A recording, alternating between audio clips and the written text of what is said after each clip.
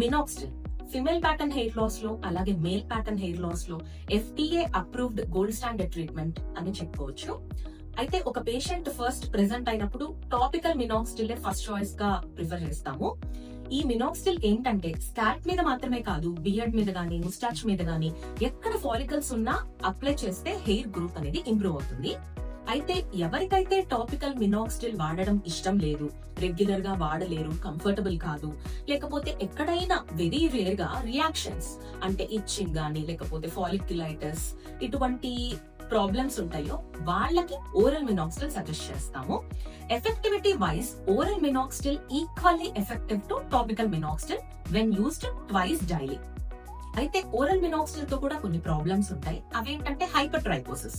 Like ఇందాక చెప్పినట్టుగా minoxidil follicles ఉన్న ఎక్కడైనా హెయిర్ గ్రోత్ ఇంప్రూవ్ చేస్తుంది కాబట్టి అన్వాంటెడ్ ఏరియాస్ లో కూడా హెయిర్ గ్రోత్ ఎక్కువ అవ్వడానికి అవకాశం ఉంటుంది.